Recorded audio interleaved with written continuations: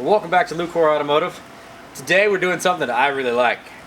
As a Pontiac nut, this is my kind of thing.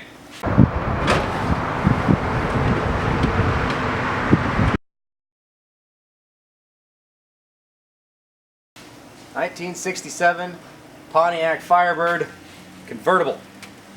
Yeah. Now, this car is obviously not stock. As you can tell from the wheels and the stance, this thing's been modified a little bit. And by modified a little bit, I mean there's basically not much of anything that was originally Pontiac in this thing. This is a customer's vehicle that came to us for, we'll call it project completion. More and more our business is getting to the point where we don't necessarily build cars.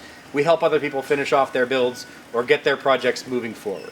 So that's exactly what this vehicle was. The customer had done the vast majority of the work. They just brought it to us to get everything buttoned up and do it in a quicker time scale than most people can do at home. So I'm going to walk you through a little bit of what's in this vehicle, and I think you're going to like it. Now, if you're a Pontiac person, one of the first things you're probably going to notice here is this is not a Pontiac motor. Originally, this would have come with some sort of Pontiac mill underneath it. Most of the time, you're going to find a 400 underneath the hood of one of these things, or somebody's modified one to maybe a 389 or a 455. This is not any of those. This is a small block Chevy, which, if you're a Pontiac person, I know, is almost heresy. But, as somebody who's built a Pontiac recently, if you've paid attention to any of my Pontiac build processes, which you can follow here if you'd like to, they're expensive. You're going to spend more money to build the same amount of power out of a Pontiac that you do out of a Chevy. After all, there's a reason small block Chevys have owned the hot rod world for 50 years plus. So, this is a small block Chevy, aluminum headed, long tube headers, all kinds of bells and whistles. Customers set up a painless wiring system on this. If you've ever worked with painless, they're painless. Pretty nice little setup. Also swapped to an FI Tech fuel injection system, so no longer running the carbureted setup. We've done several of these things from different manufacturers. Tech, Edelbrock, Holley, you name it, we've done a bunch of them. So these units are actually absolutely fantastic from where they are 5 years ago. They're fantastic. The self-tuning features and the customization, the drivability, the off-throttle response, wonderful, wonderful setups. So we're getting ready to actually fire this thing up now that we're wrapping this car up. So we're actually going to tune this thing here very shortly and go through its self-tuning cycle. Bringing this thing down on the ground is a full QA1 suspension. The original factory suspension that was on this thing was decent for the 1960s, early 70s. These cars really never were designed to do much in the way of turning, at least not what we consider turning in the modern world. So this car was set up with a stamped steel control arm setup way back in the late 1960s. That was fine. Doesn't really do what we want it to do in modern worlds, especially with modern tires. So this customer actually swapped to a QA1 setup. And the nice thing is the QA1 setup this customer purchased was tubular upper and lower control arms, as well as their coilover conversion. So with the coilover conversion, it allows us all kinds of adjustability. We've adjusted ride height, spring rate, damper rate, all that stuff.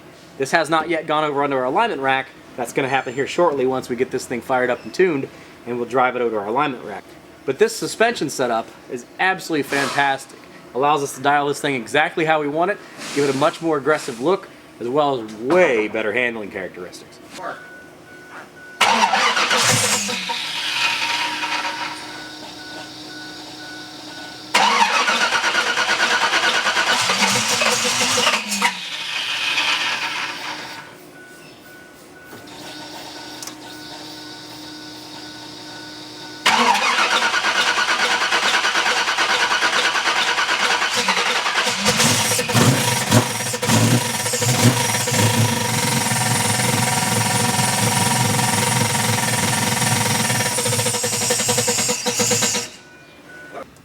So when we first started this up, it had a bad noise. So we stopped the car and figured out what it was. It turned out to be nothing major. The dust shield that covers the torque converter had been installed incorrectly. I pulled it out, I trimmed it to clearance the high torque starter, put it back in, everything should be fine. So we're gonna try and start this thing up the second time.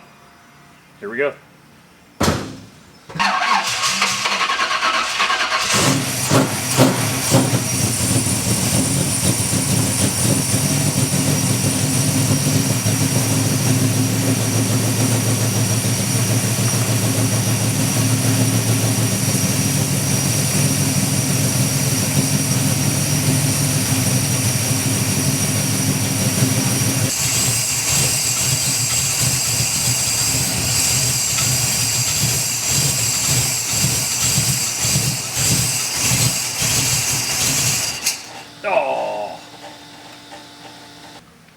again.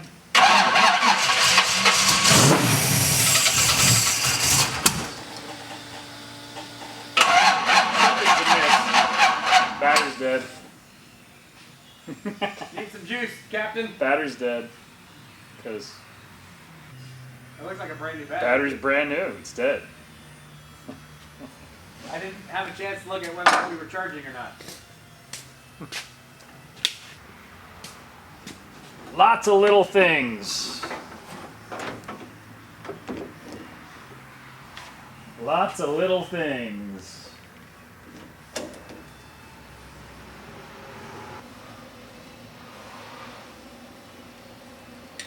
Good, start it again. Let's try.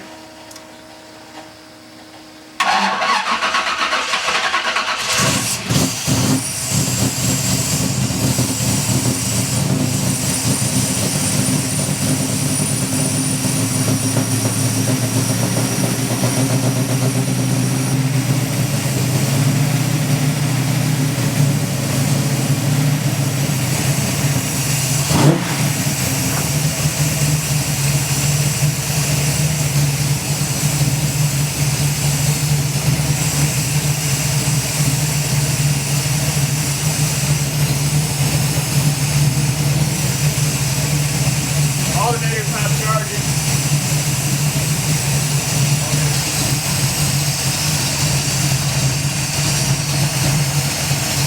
Hey, turn it off for a second.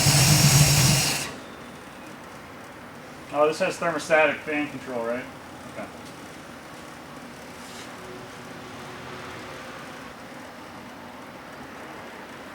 Key on, tell me what your coolant temp sensor is reading.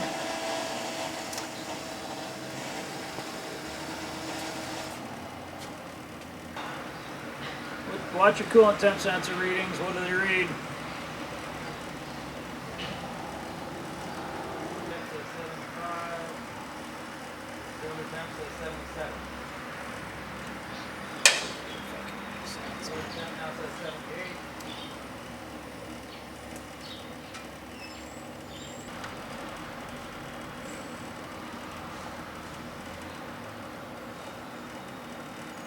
Yeah, he doesn't have one of those hooked up.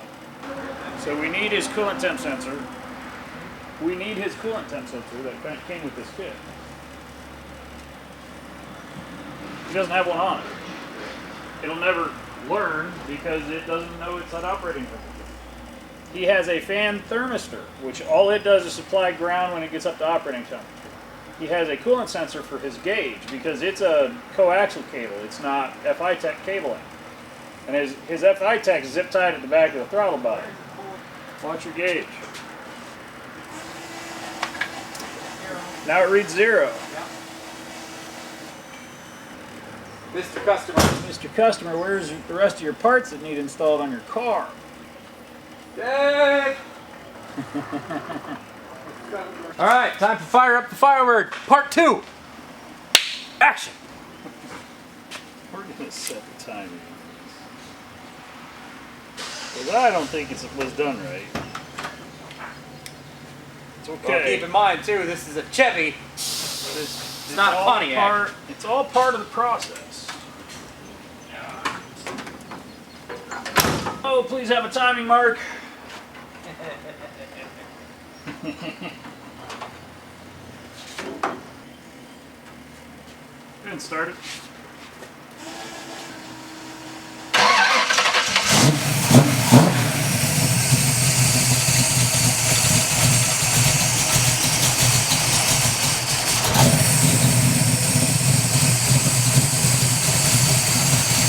Turns off. Timing totally wrong? Oh, it's up there.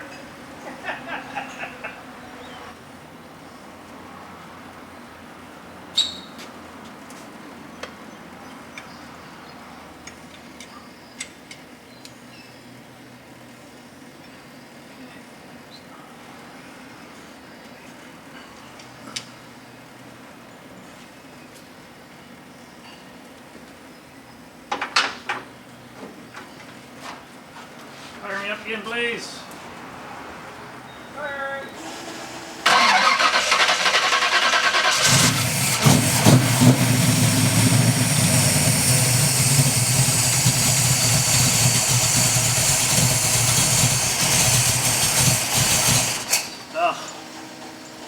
bit.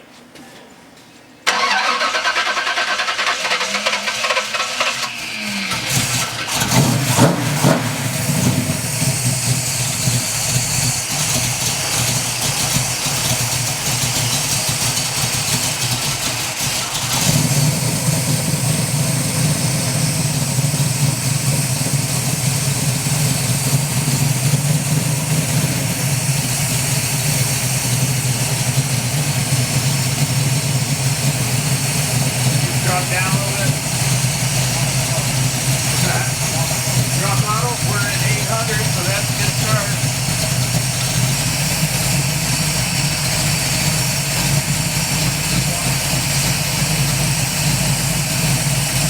Is that my car? Okay, yeah. That's it behind us. Oh, I like it.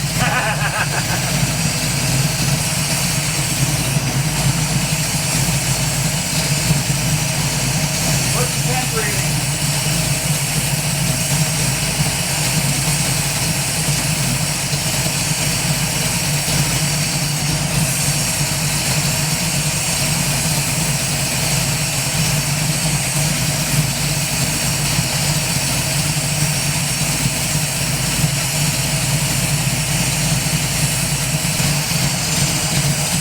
I haven't heard him come on yet.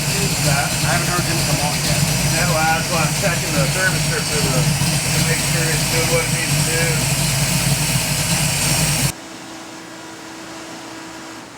Alright, I gotta figure out the cooling fans, because the electric cooling fans aren't kicking on even when I supply a ground. Of course.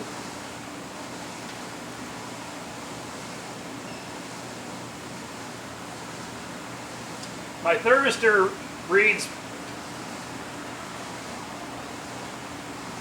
that it has opened. It went from 39 ohms down to 1 ohm on that thermistor. So the thermistor is good.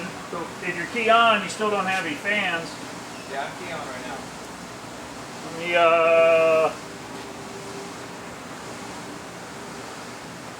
Let me test our powers, and got 12 volts.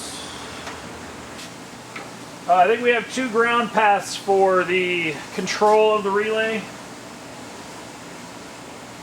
So it doesn't have the power to energize the relay.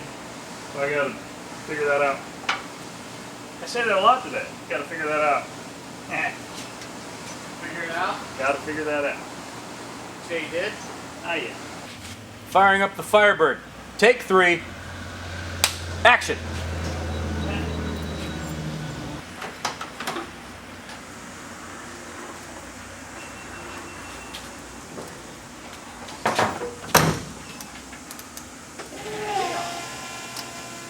Rotate.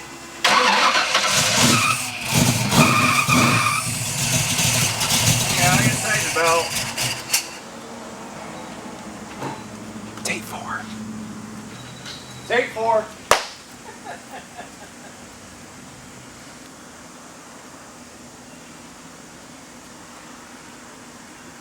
Did it work before? Well, it was still loose before.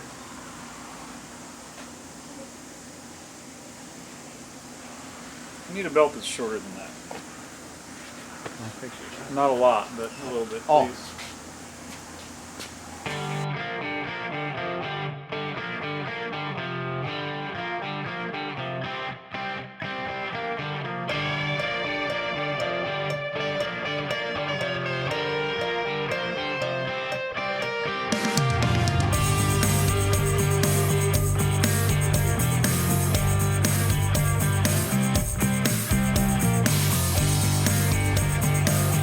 So the owner of this 1967 Pontiac Firebird brought us this thing to sort out some details on it. He's got the QA1 adjustable coilovers on it.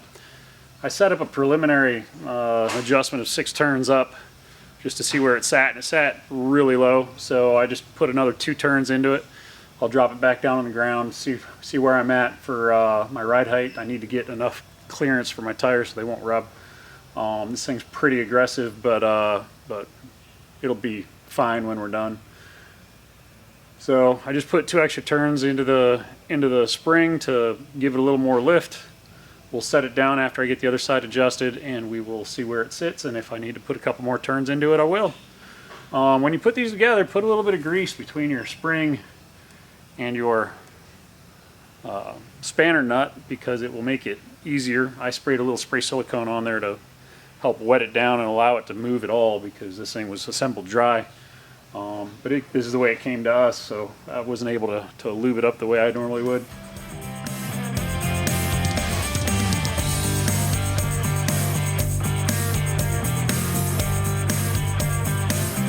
So I'm finally happy with my adjustment on the front ride height. I ended up with a total of 9 turns up from the bottom on my QA1 coilovers on the front of this thing. It gave me my wheel clearance, wheel defender clearance that I was looking for, so that I can hopefully not be rubbing when this thing hits bumps. Next step is to put this thing on the alignment rack, set up the caster, camber, and tow. This one's going to get a fairly aggressive street performance alignment. Pretty good amount of negative camber, a ton of caster, basically as much caster as I can put into it, and then we'll set up the tow for decent wear. I've already gotten the exhaust done on this car. We did a stainless steel pipes setup with MagnaFlow mufflers. It should sound pretty good. I still have a few things left to work on for the FI Tech to make sure that it's going to perform properly. I'm also redoing the fuel lines on this, because it actually has rubber lines from the fuel tank all the way up to the front. Or I'm going to fabricate some steel lines to put into it. That way we don't have all those rubber lines. It's a lot of rubber hose from the front to the back of this car, and I prefer to run them in steel.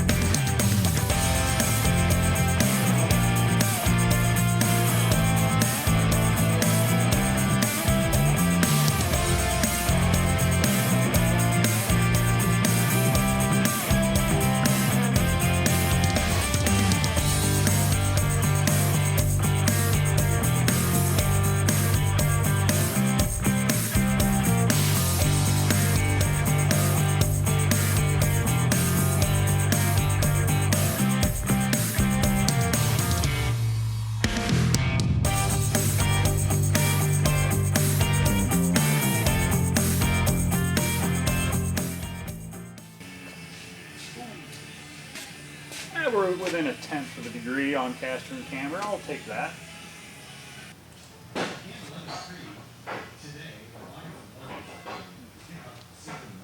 That was cold.